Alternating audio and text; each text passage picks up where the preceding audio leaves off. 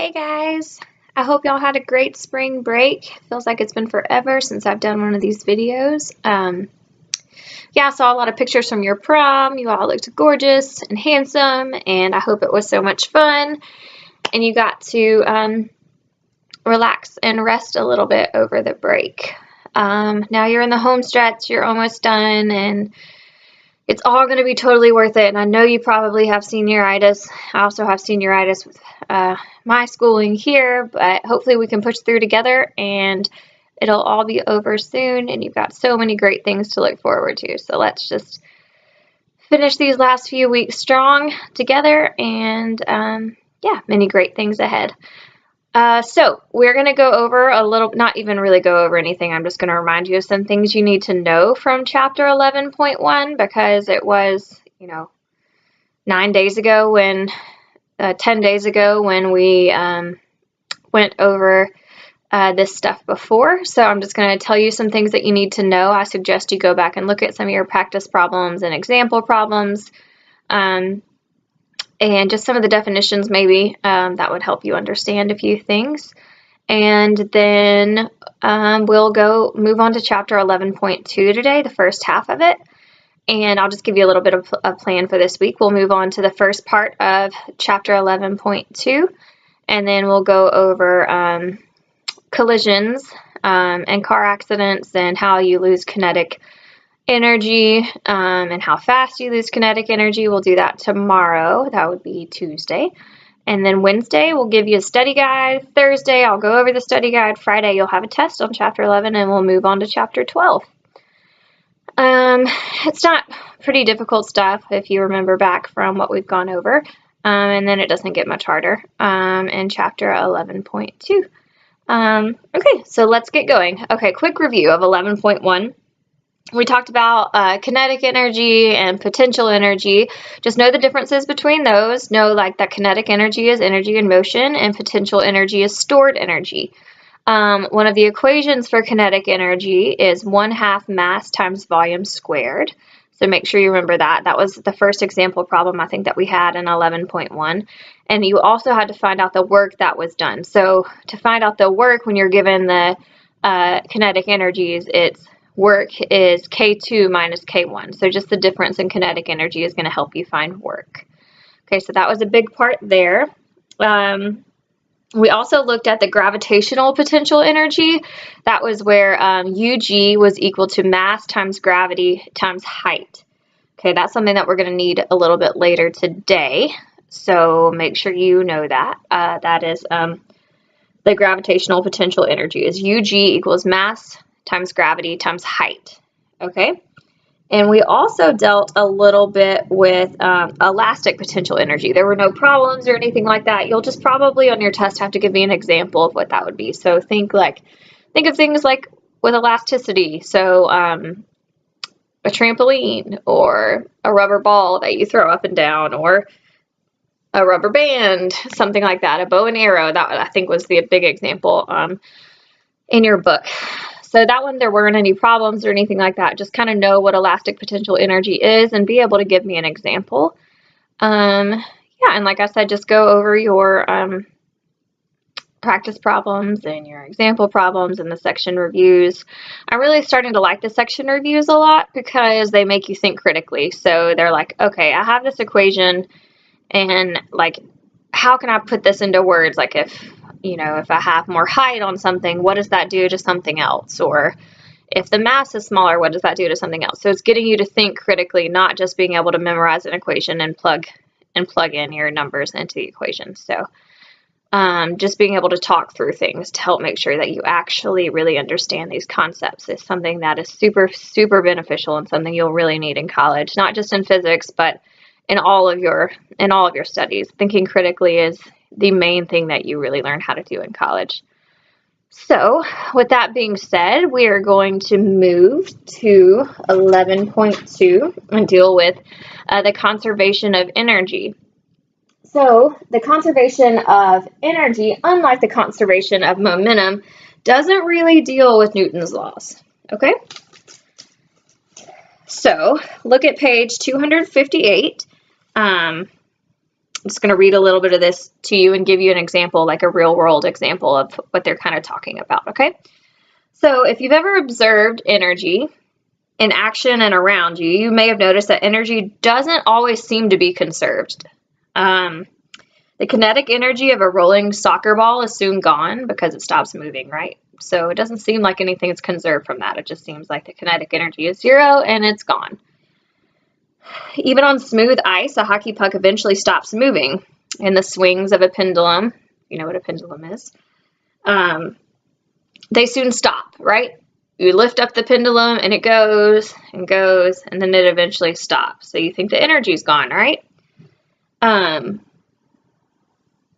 That doesn't actually happen. So we're going to look at a money model like we did earlier a few weeks ago to see how this doesn't really work, okay?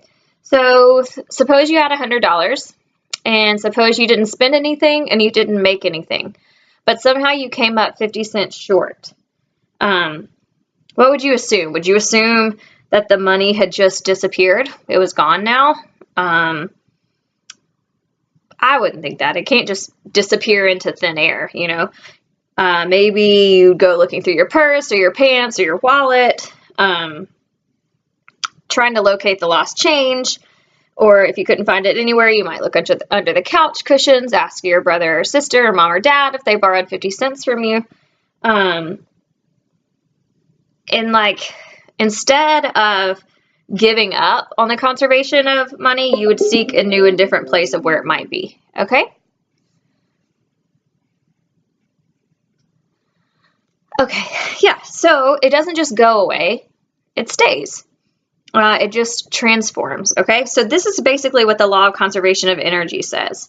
So scientists, rather than concluding that energy is not conserved, they have discovered new forms in which energy can be converted. Okay, so energy is just transformed to a different state, basically. So as long as the system under investigation is closed so that objects do not move in and out, as long as the system is isolated from external forces, then energy can only change form. Okay, that's basically what the law of conservation of energy says. So, in other words, energy can be neither created nor destroyed. In a closed, isolated system, energy is conserved and only changes form. Okay, so let's look at the conservation of mechanical energy. So there's many forms of energy. We're only going to be concerned with kinetic and gravitational potential energy when looking at motion in this book. So the two things that we went over in 11.1, we will do now, or we will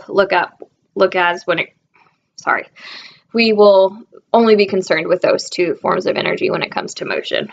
Okay? So the sum of these forms of energy is referred to as mechanical energy. So the sum of kinetic energy and the sum of gravitational potential energy is equal to mechanical energy. So look down at the bottom of page 258, E equals K plus UG. We know that K is 1/2 mv squared, and we know that UG is mass times gravity times height. Okay? So imagine a system consisting of a ball and earth. Look at figure 11.8, and it will show you that. That's back on page 258. Suppose the ball has a weight of 10 newtons and will be released 2 meters above the ground, which you define to be the reference level. Because the ball isn't yet moving, it has no kinetic energy, right? Because kinetic energy is energy in motion. Its potential energy is represented by the following, which is UG equals mass times gravity times height. This is all on page 259, but we've also gone over this a little bit. Okay, so we've got 10 newtons has a weight of 10 newtons, and the height is 2 meters, okay?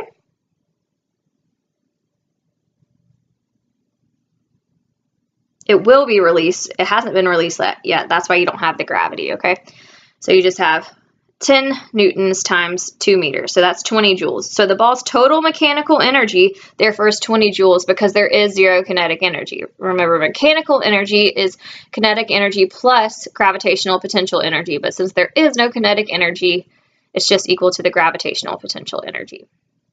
Okay, so as the ball falls, it loses potential energy and gains kinetic energy because it's not stored energy anymore. The energy is actually moved. There's a movement. So it's the energy of motion. So when it's at 1 meters above the Earth's surface, its potential energy is UG equals mass times gravity times height. So you got 10 times 1, so that's 10 joules, okay?